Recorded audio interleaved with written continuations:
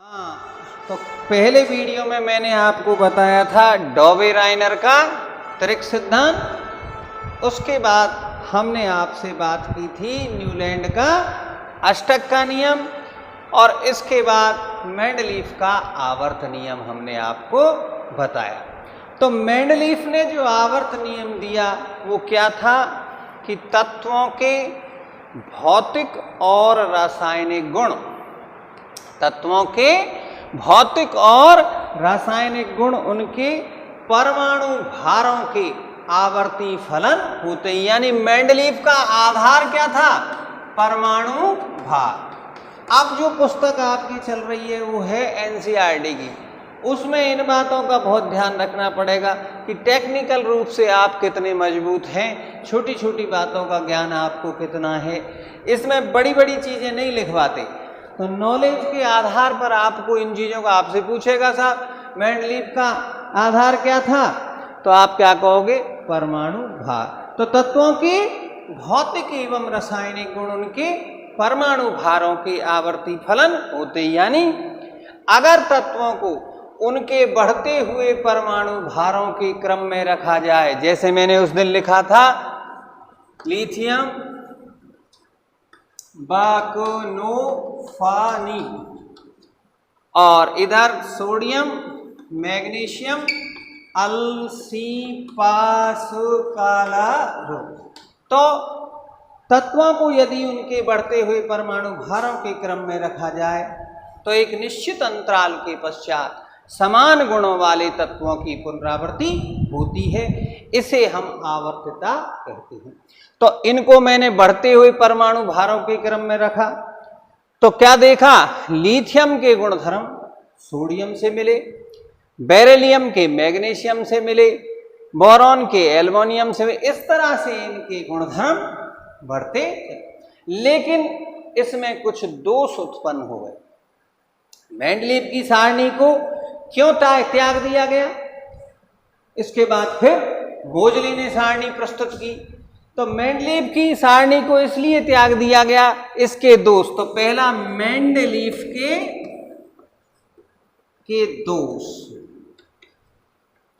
पहला दोष साहब हाइड्रोजन की स्थिति को, हाइड्रोजन की स्थिति को स्पष्ट नहीं कर सकता। मतलब क्या निकला साहब? आप पूछेंगे साहब क्यों ना कर सको? हाइड्रोजन की स्थिति को स्पष्ट क्यों नहीं कर सका?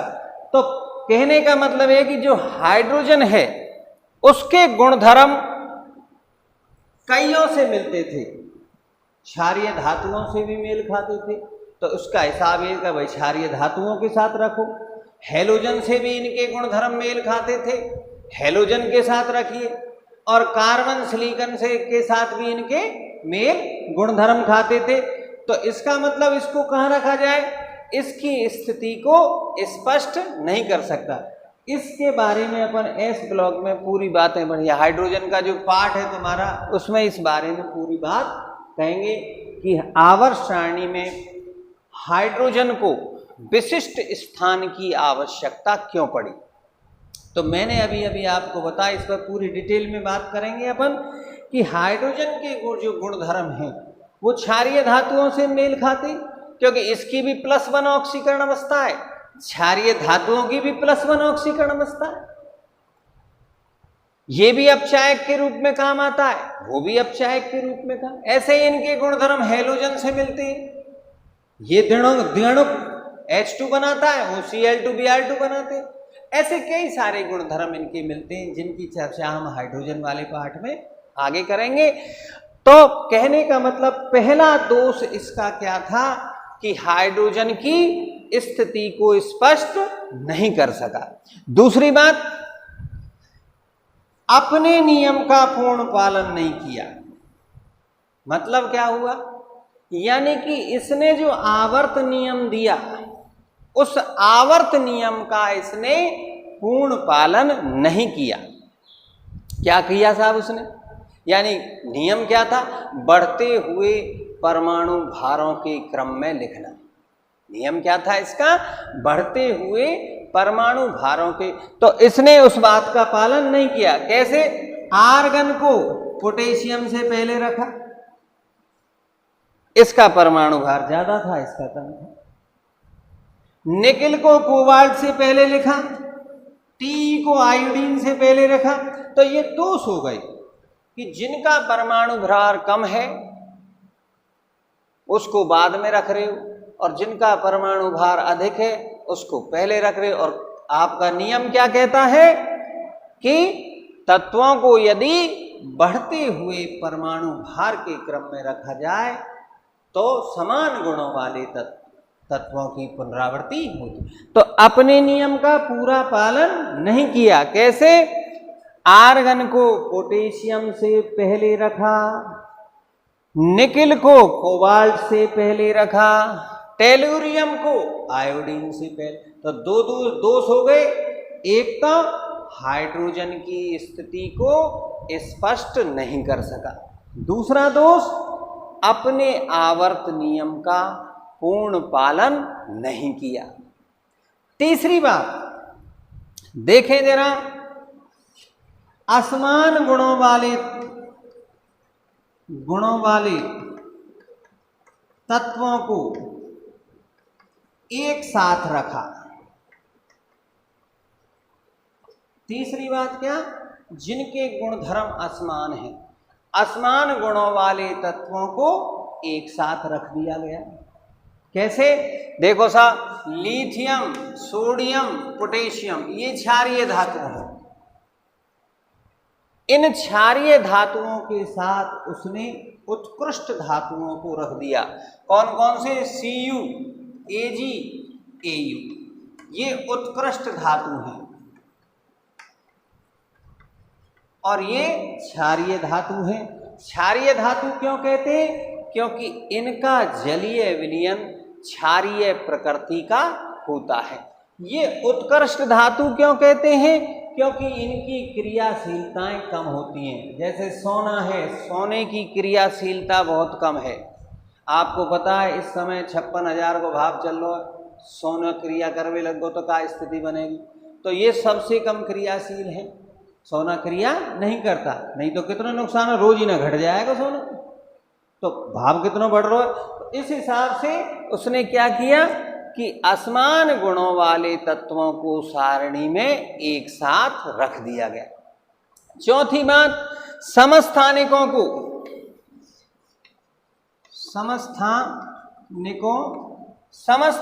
को सारणी में कोई स्थान नहीं दिया गया। समस्थानिकों की समस्या बनी रही, समस्थानिकों के बारे में कुछ भी नहीं बता पाया। और पांचवा जो दोष था इसका वो था लैंथेनाइड व एक्टिनाइड तत्व। लैंथेनाइड व एक्टिनाइड तत्व जो कि दुर्लभ मृदा तत्व हैं, जो बहुत कम पाए जाते हैं, उनको सारणी में कोई स्थान नहीं दिया गया। तो इसके 5 दोष हमने आपको बताए। पहला, हाइड्रोजन की स्थिति को स्पष्ट नहीं कर सका। दूसरा, अपने आवर्त नियम का पूर्ण पालन नहीं किया। तीसरा, असमान गुणों वाले तत्वों को एक साथ रख दिया। चौथा, समस्थानिकों की स्थिति को स्पष्ट नहीं कर सका। पांचवा, लैंथेनाइड और एक्टिनाइड तत्वों को सारणी में कोई स्थान नहीं दिया। तो इस कारण से जब इतने दोष उत्पन्न हो गए तो इस नियम को फिर त्याग दिया गया। और फिर अगले नियम के रूप में मोजले ने अपना आधुनिक आवर्त नियम दिया। मोजले की सारणी या आधुनिक आवर्त नियम।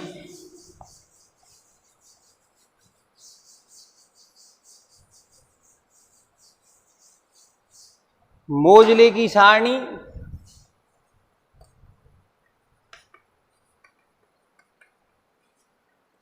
या आधुनिक आवर्त नियम।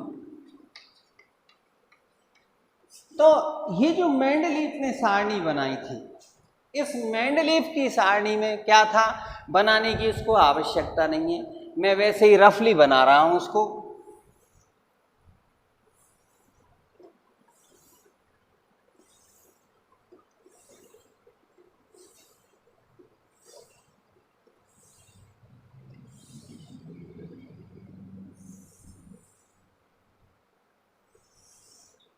1 2 3 4 5 6 7 8 9, 2 3 4 5 6 और 7।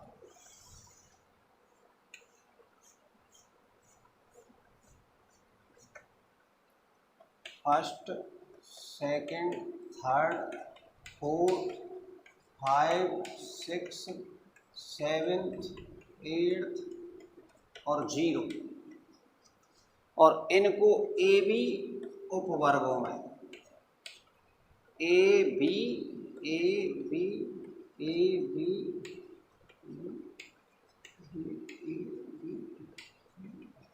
तो मेंडलीव की जो सारणी थी, जिसको बनाने की आवश्यकता नहीं पड़ेगी अपने को, लेकिन उसका रफली आइडिया मैं आपको दे देता हूं। मेंडलीव की सारणी में 9 ऊर्ध्वाधर खाने होते हैं।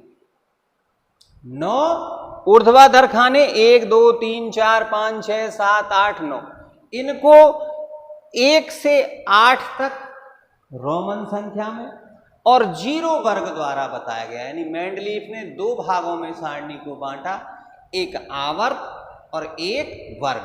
वर्ग में मेंडलीव में क्या 9 ऊर्ध्वाधर खाने होते हैं, जिनको 1 से 8 तक रोमन संख्या में बताया गया और 0 वर्ग द्वारा बताया, तथा 1 से 7 तक के ऊर्ध्वाधर खानों को ए बी उपवर्ग में विभाजित कर दिया गया। आवर्त क्या है? आवर्त की परिभाषा 7 ऊर्ध्वाधर खाने होते हैं, तो 9 तो ऊर्ध्वाधर, 7 क्षैतिज खाने होते हैं। इन क्षैतिज खानों को मेंडलीव ने आवर्त कहा। इसमें पहले आवर्त में 2 तत्व भरे गए, हाइड्रोजन और हीलियम। पहले में कितने भरे गए साहब? 2, जिसे परम लघु आवर्त कहते हैं। फिर दूसरे और तीसरे में, पहला तो ये हो गया, दूसरा, तीसरा, चौथा, पांचवा, छठा, सातवां, दूसरे और तीसरे में 8-8 भरे गए। इसको लघु आवर्त के नाम से जाना गया। और चौथे और पांचवें में 18-18 तत्व भरे गए, जिसे दीर्घ आवर्त के नाम से जाना गया। और छठे और सातवें में 32-32, इसको अति दीर्घावर्त। इसमें 14 लेंथेनाइड तत्व हैं और इसमें 14 एक्टिनाइड तत्व उपस्थित होते हैं। ये अभी अधूरा है। इसमें उस समय लगभग 19 तत्व भरे गए थे, लेकिन इसका जो एरिया था वो उसमें कितने भरने थे? 32 तत्वों को भरे जाने थे। तो वर्ग तो क्या हो गए मेंडलीव के? 9 ऊर्ध्वाधर खाने होते हैं। इन 9 ऊर्ध्वाधर खानों को हम क्या कहते हैं? वर्ग कहते हैं। और 7 क्षैतिज खाने होते हैं, इनको हम क्या कहते हैं? आवर्त कहते हैं। तो मेंडलीव के आवर्त, मेंडलीव का वर्ग, और हमने आपको बताया मेंडलीव के दोष। अब आती है मोजले की सारणी, आधुनिक आवर्त नियम। तो मोजले ने क्या कहा कि केवल परमाणु भार शब्द को हटा दिया, और उसने क्या किया? तत्वों के भौतिक एवं रासायनिक गुण, उनके परमाणु क्रमांकों के आवर्ती फलन होते हैं। तो मोजले का आधार क्या हुआ, या आधुनिक आवर्त सारणी का आधार क्या हुआ? आपका परमाणु क्रमांक। तो यदि तत्वों को उनके बढ़ते हुए परमाणु क्रमांकों के क्रम में रखा जाए, तो एक निश्चित अंतराल के पश्चात समान गुणों वाले तत्वों की पुनरावृत्ति होती है। इसे हम आधुनिक नियम कहते हैं या मोजले का नियम कहते हैं। धन्यवाद। सारणी के बारे में हम आपको अगले वीडियो में बताएंगे कि मोजले की सारणी क्या थी, उसको हम यहाँ बना के बताएंगे, और वो आपको याद भी रखनी है और उसको बनाना सिखाएंगे। आप उसे याद करेंगे। धन्यवाद। जय श्री राम।